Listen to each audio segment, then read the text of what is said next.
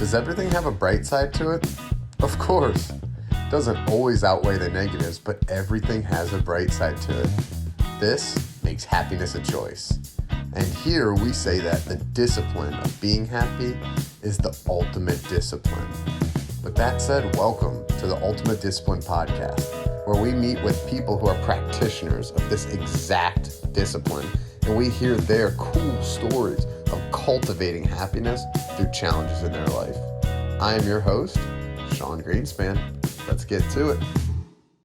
Eden, what's going on, man? It's going good. It's going good. How are you? I'm good. I just saw your text last night. You landed in Dallas? Yes, actually, Dallas was a layover. I flew to Midland, Texas. Which translates to middle of nowhere, Texas. Yeah, I was going to say the big city. Yeah, pretty much. What are you doing down there? So one of the things I do is work with solar companies on training their guys, and then also just as a sales rep for solar panels. So I'm here with the team. They're doing what's called like a blitz sales trip. So they like all fly out somewhere. There's guys here from California, Hawaii, Texas, Florida, and basically I'll just come together for 2 weeks. They're going to be here for 2 weeks. I'll be here for a week to 10 days and just sell solar. Yeah, that's awesome. I think solar is definitely becoming more popular as the technology becomes more affordable. I think the concept of a sales blitz is pretty cool. I know you're a serial entrepreneur and a business owner. What do you think about that? It's definitely like all hands on deck type shit, right? Where it's just like everyone, like, we're just selling and we're gonna sell hard. I'm sure there's promotions behind it and all sorts of stuff. From like a business owner, standpoint, what do you think about kind of like a blitz on sales or really any activity? I think it's a fantastic idea because what I see in it, like, is you're taking people out of their normal environment, which removes them from their normal habits. So like some of the guys, for example, are not used to waking up early, but here they jump into that rhythm real quick of like getting up early and going out and working. That as a like in business, I think one of the hardest things always is employees, is the people you're working with. It tends to be one of the hardest mechanisms to manage of a business because it's kind of unpredictable, right? People have things going on, they have their own lives outside of work. But when you bring them on a blitz like this, you basically own them. Like they are, we put them in an Airbnb. Most of them, we don't give rental cars, so we'll drop them off. We do like door-to-door sales, so we'll drop them off in a neighborhood and they can't leave. They can't suddenly go, visit their girlfriend. They can't, whatever. They're there to work, and it's cool because it focuses them. Like it's not abusive. It's like it just creates a really good structure for them to work and be focused solely on work. And the model of this is that like you'll work for between 10 to 14 days, but then you have the rest of the other 14 days off. As long as your trip was lucrative, you don't have to work the rest of that time. So there's a flip side to it where like if you have a healthy routine built back at home, it can kind of throw you off and it's hard to come back to. It's something like a lot of people deal with. But I think in any sense, like a lot of businesses do retreats and stuff like that. I think it's fantastic because it really just takes you out of your environment, gives you an opportunity to be highly focused. I like how you describe that as taking it out of someone's environment and then like, again, not in like a negative way of like, you're not like holding people down, but you're forcing focus. I've always heard and said now, now that I hear it, I say it, that focus wins. And it really, really does win. And, I also saw one of my new clients, Aaron Alexander, he has the Elan podcast. I was watching one of his episodes and someone on there was talking about how the guy says his favorite thing about his life is the strict routine that he's on. Right. And he said that routine is liberating.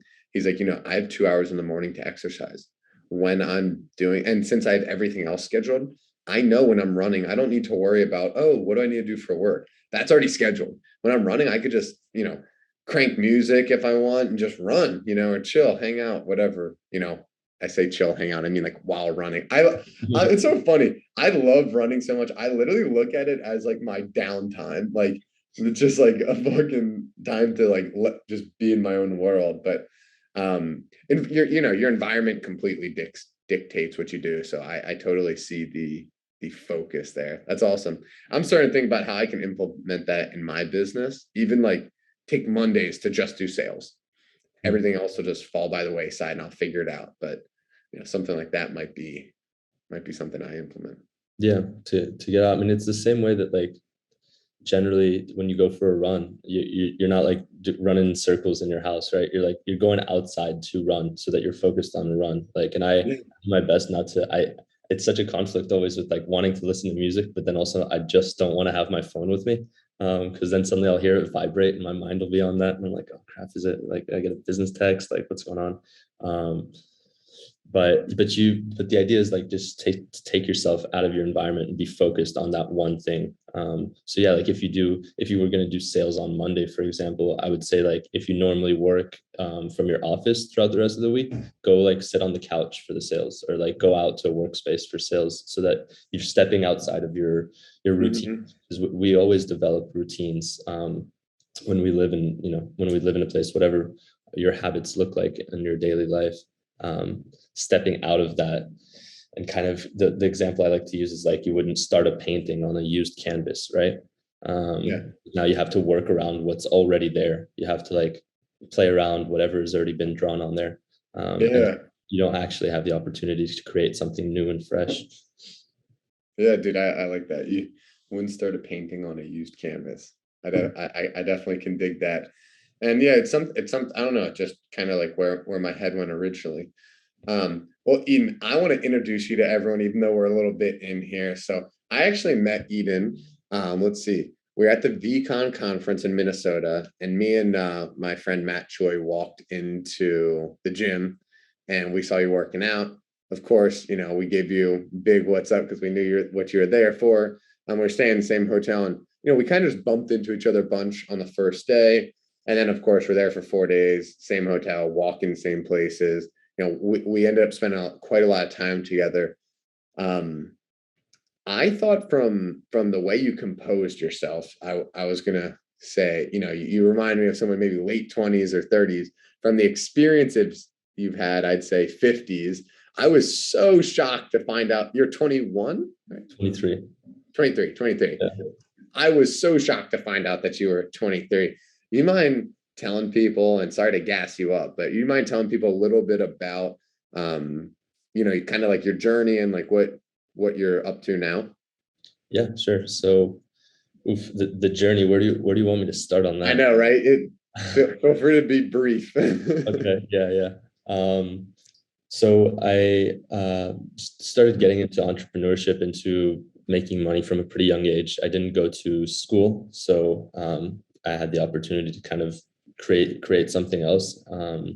And so I started working at a young age. Started my first business when I was 15. Started a restaurant and developed into a catering company.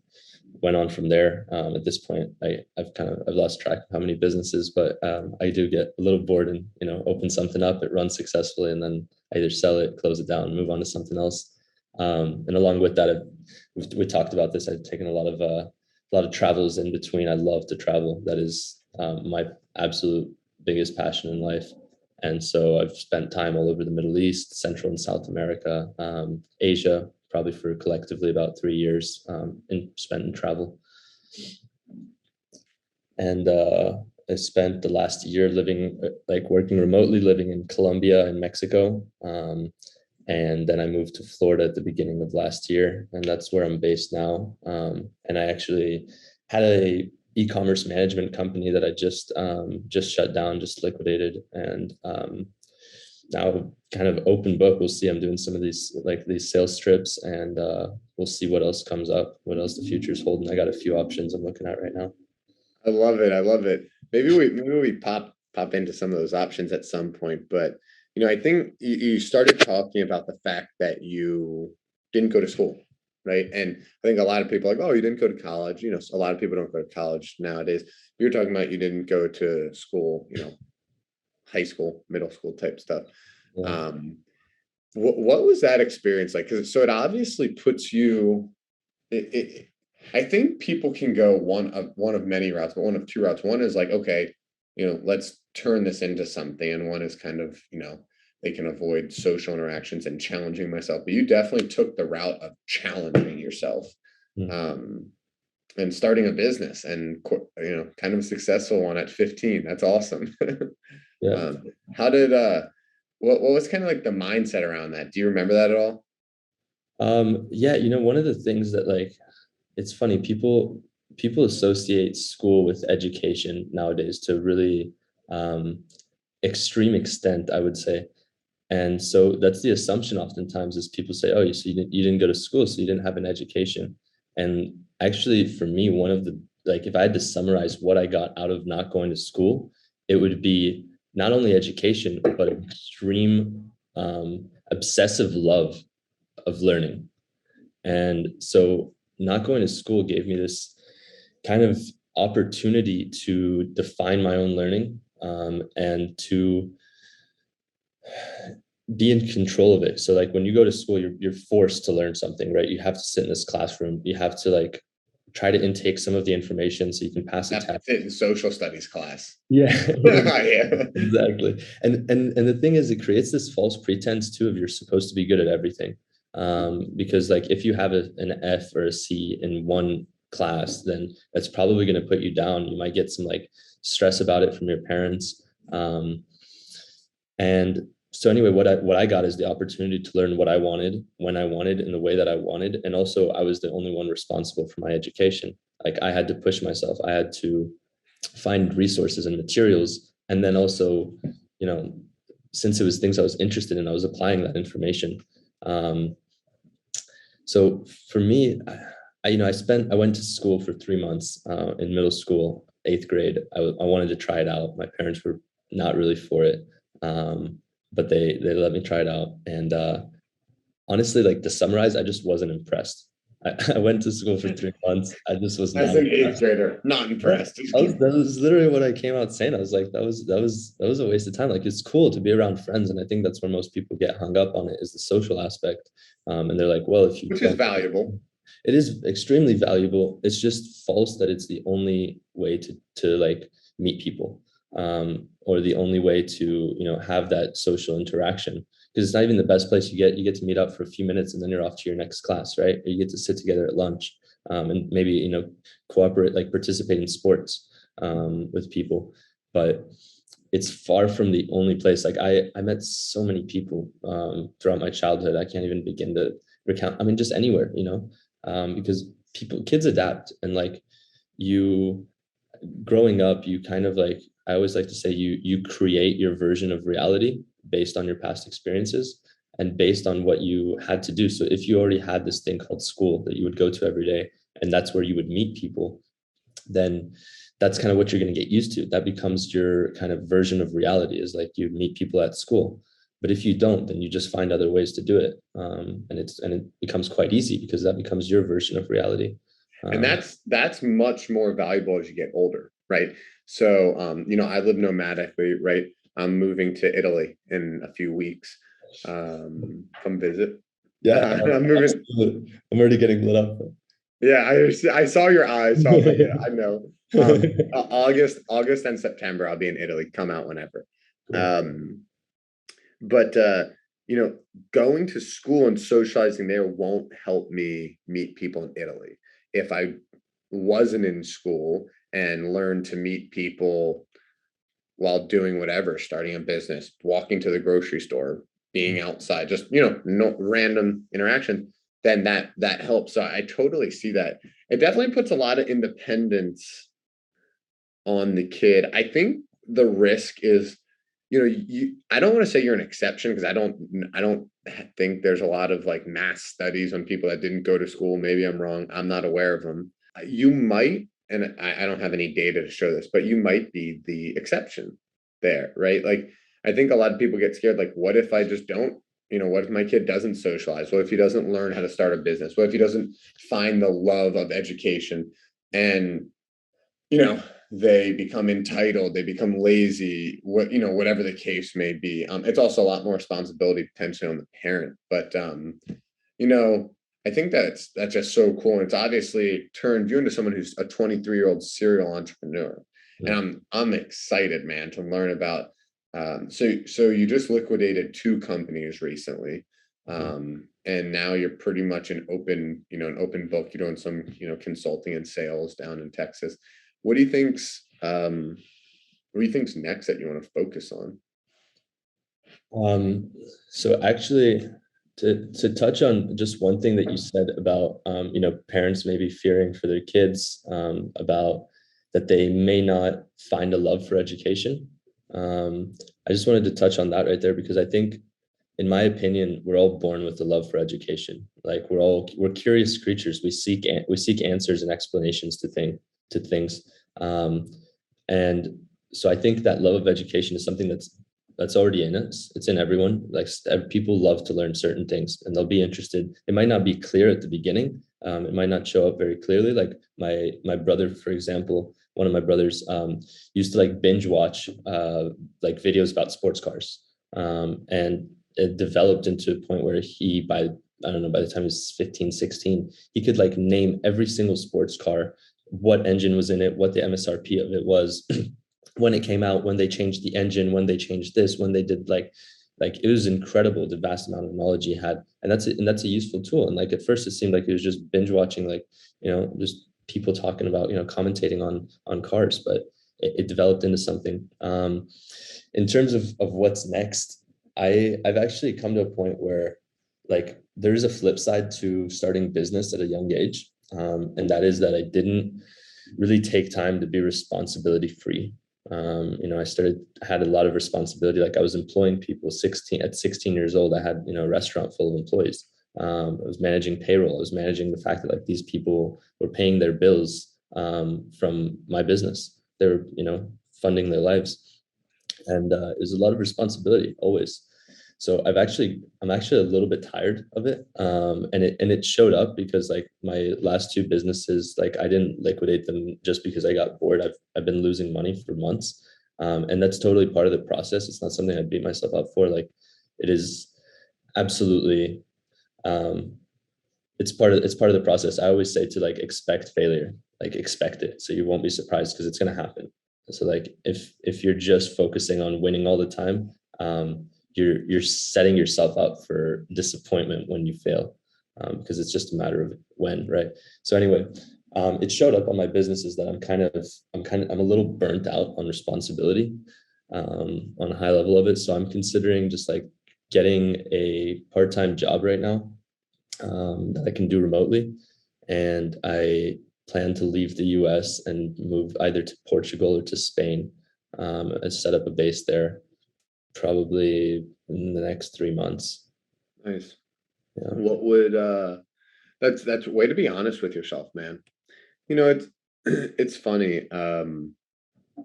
I started a business to take what I think I'm good at, make it as close to a true passion as possible, knowing that it's not my top true passion, and try to, make money out of it, right? And I'm being 100% real here, right? I felt like I have a good grasp of business and marketing. And I think the way I tried to make it a passion, Eden, was connecting with fitness and wellness based companies that I'm passionate about and I can help grow their impact, and do it in a way that I'm structuring where I'm not necessarily doing all of the work, the execution work, and I have a team to support so I can make money not directly associated with the time that I'm putting in. I found, just like any other business, it takes more time than you think, Mm. whether that's true or not, right? Because I think there's something called Parkinson's law that I block out, uh, you know, 7 a.m. to 3 or 4 p.m. every day to work. And because I block that out, I think it does take that long versus if I blocked out 7 to noon, I'd get my shit done 7 to noon. That's just how it works. But there's definitely an exhaustion factor to it, but I'm more focused on the opposite. You said part-time job. That means you're valuing time over money. What are you going to do with your time? Um, I there's an analogy I've been using recently that I'm starting to feel like an old iPhone that like has had like one too many software updates and it just doesn't function correctly anymore. Like you plug it in, it gets to 100%, you unplug it, and it dies within 10 minutes. You know, that's kind of how I've been feeling. And so I feel like I need an update an update and a reset on my operating system. I believe we'll have an operating system, and it essentially, in my opinion, is the force behind our decisions. It is the way that we are programmed to analyze things and then make decisions based on those analyzations. And that leads to our standards. And so I plan to just take some time to reset the operating system. For me, part-time too, and here's an example of that. Like I'm not willing to take on anything that's going to pay me less than $10,000 a month, even if I'm not investing my full time into it. And so even though it will be part-time, granted, I could do full-time and make 15, 20,000 a month. And it's not necessarily because I'm exceptional at anything. It's just because that's what I'm willing to accept. I'm not willing to take less than that. So I'm just going to use up the rest of the time to kind of reset myself, like get better into positive habits of meditation, of like self-care, of just like want to, we're both into fitness, but I've lost a lot of flexibility. It's not something I've focused on enough, just like Because flexibility. you're bulking. Yeah. Well, I was just in Israel, and I actually got super sick over there. I was out for like 5 days with a fever, and I didn't eat, and I literally lost like 12 pounds within the matter of a few days. So I'm not so much on the bulk anymore, unfortunately. Yeah, kind of hindered it, but It's all good. yeah. So dude, that is pretty exciting to me to hear. And the reason I say that is well, first of all, I love the concept of valuing yourself, right? And I think people need to do that more. And I think that's a really difficult concept for people, myself included. I understand it, but I don't always practice it as I should.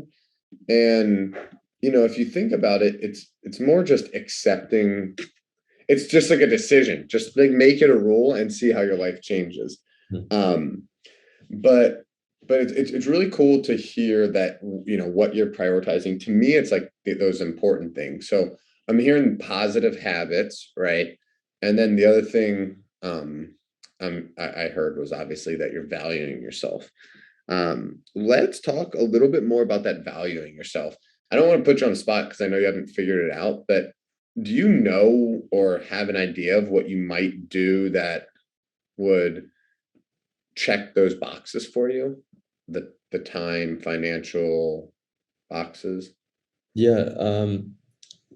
The one thing I am focused on with that is finding something where my the amount of money I'm making is not defined per hour, but rather per the work that I do. So I will probably stay either in doing some kind of virtual sales or recruiting. That's another thing I'm looking at right now, and just being a headhunter. And so that allows me, I am good at sales. I wouldn't say I'm exceptionally like fantastic, but I'm pretty damn good at sales. I've sold millions of dollars of product in my life, just actually mainly in the last couple of years. And so that allows me to be in control of how much I'm making in a sense. I can sit down for a 4 or 5 hour block, make all the sales calls I need to make, and move on. And whether I'm going to close sales in that time frame or not is based on how good I am, and not based on just how many hours I put in. Mm. And with valuing yourself, I think we all do subconsciously. It's just there's levels to it, right? So and that's something I've kind of, when we talked a lot about this at VCon, which was kind of what I think like brought us together and connected us, was talking a lot about mindset. Um, and as I touched on before, with like creating all of us creating our own versions of reality. If you took an extremely wealthy person, someone who's used to making $10 million a year, let's say, and you cut them off from whatever supplies they had that were bringing in that money, whatever sources of income. You cut them off from that, you take away everything they have. Chances are that you will not find them working a $15 an hour job after that.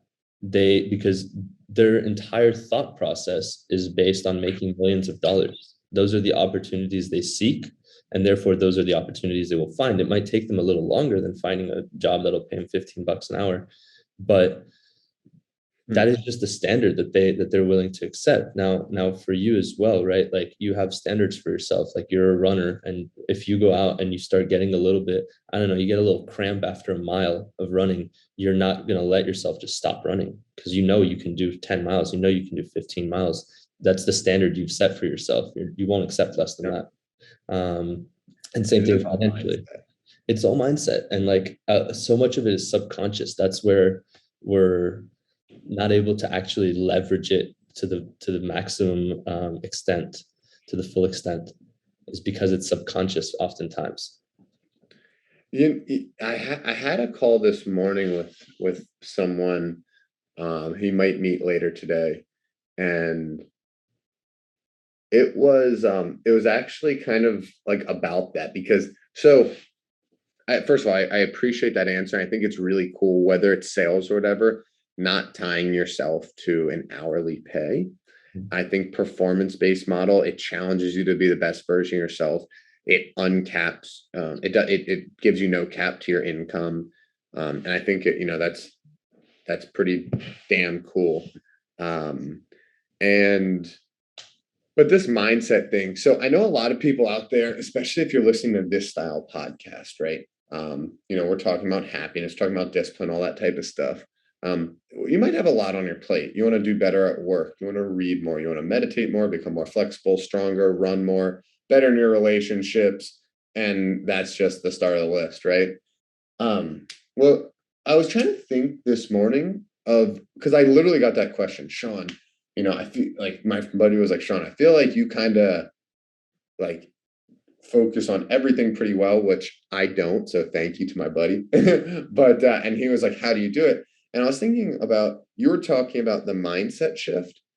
To be even aware of what your mindset is, you need awareness, right? You need to be aware of what you're thinking. That right there to me is like the kicker. I think practicing awareness, which can be practiced at any moment, like train yourself right now, like, hey, like don't zone out while I'm on this call. Don't be active. Meditation and mindfulness practice is very formal. I love strength and endurance training because it kind of creates that mind body connection that requires or that forces awareness, right? If you're like sprinting at top speed, you kind of just become aware. Like you're not thinking about what you're worrying about. This morning, it's funny. I was rolling on the ground laughing like a psycho this morning. I did bear crawls around a track this morning, and I finished a lap, which if anyone wants a workout, there you go. And dude, I finished it and I was cracking up because like people always get, dude, I'm always worrying about business and health and whatever. When you're doing bear crawls, man, you're not worried about shit. like that is the least of my concerns. I'm kind of getting on a tangent here, but that's just, I hear kind of what you're going at, and I want to share that from this morning's call, kind of the how I think I come back to this concept of understanding things but not realizing it. I think I'm finally understanding that awareness is the way to go, and I need to figure out how to realize it. And I think it's implementing those positive habits into my life. Yeah. And analyzing your decision. I was on a recruiting call a few days ago with this girl that was supposed to come on this sales blitz, and she was like questioning whether she was going to come or not. And she said to me something, and I was surprised by her level of self-awareness, because she was like pretty young. She was, I think, 20. And I know that's funny coming from me, but like it's rare. And so she had this level of self-awareness where she was questioning not only like coming out, but why she was questioning coming out. She was questioning why she was questioning like a decision that she'd already made, right? And so she was asking herself, and she was saying this out loud. She was like, yeah, I don't know if I don't want to come out because it's scary, and because, I haven't done this before and I could fail, and it's, and it could be, it might be uncomfortable, and maybe I'm like, my brain is trying to not let me push myself, doesn't want me to push myself. Or maybe it's just actually really inconvenient because I haven't been home for months, and I've been, traveling, and I just got out of the military, and She opened up Pandora's box. yeah, absolutely, because that is a never ending, it's never ending. But I do truly believe that questioning yourself, and it's funny, I had this conversation with the pastor last night on my flight here, about questioning yourself around religion. And that's a whole nother Pandora's box that we won't get into right now, but just basically always, I think questioning yourself um, is a great source of wisdom, and it leads to a massive level, like a really high level of self-awareness. Is Yeah. constantly questioning yourself, even the things that you're most like, that you have the most conviction about.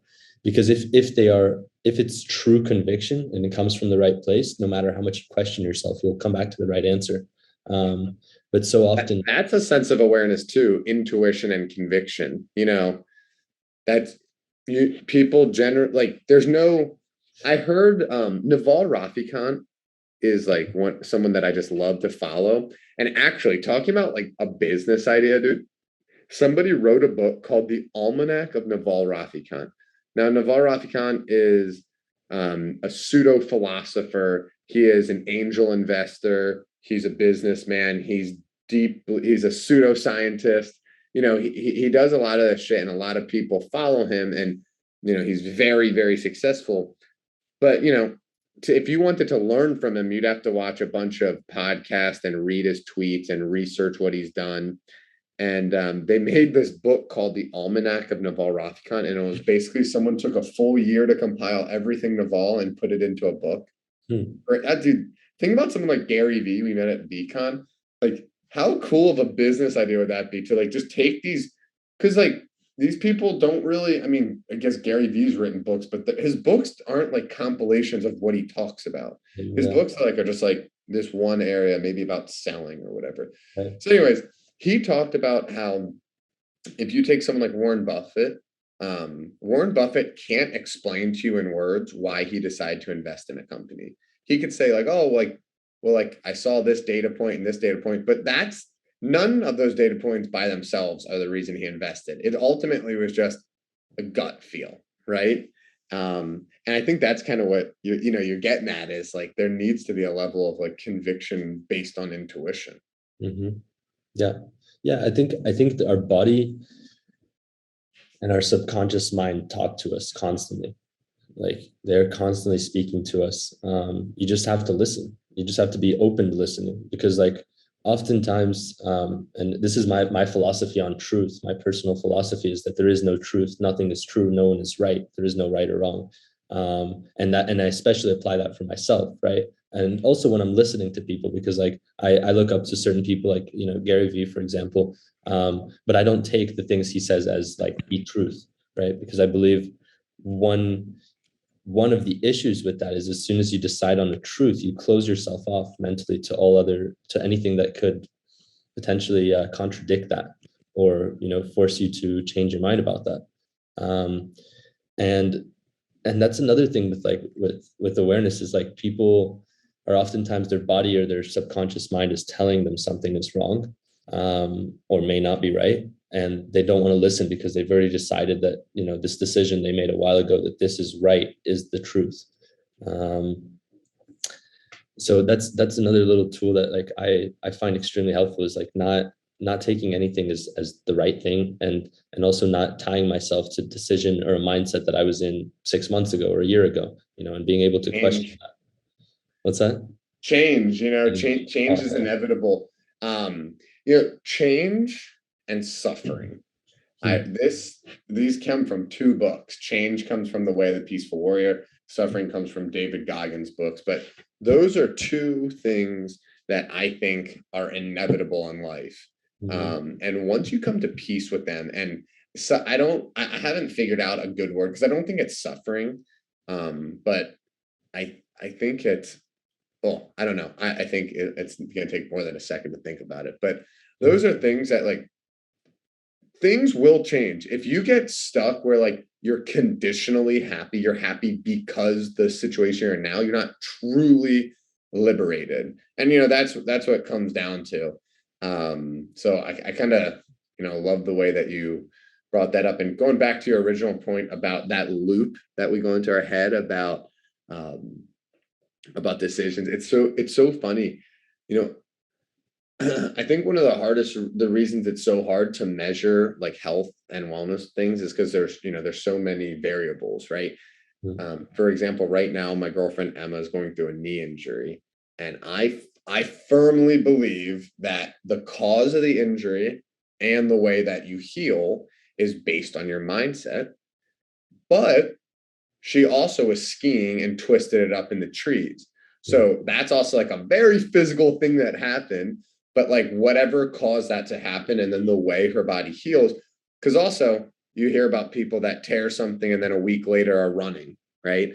Yeah. And are feeling good. So it's like, it's something that you can go down that rabbit hole for a while. And maybe Eden, just maybe we'll save that for episode 2. Yeah, sounds good. I like it. I think one thing I'll add with suffering is for everyone that is listening to this to check out, look into Buddha's philosophy on suffering, because he said that as well, that life is suffering. That was his big epiphany after 49 days of meditation. Life is suffering.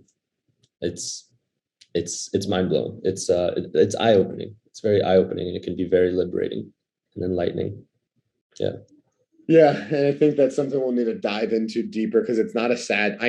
You could see it by your face, and it's not a sad thing that life's suffering. It just Oh, it's is. beautiful. It's enlightening. Yeah, it is what Exactly. it is. It just is what it is. It is. It is. Eden, my friend, thank you so much. I wish we were gonna be in Florida together, but I hope you have a good trip down there. We'll talk soon, Yeah. and can't wait for episode number 2. Likewise. Thank you, man. I appreciate it. It's a pleasure.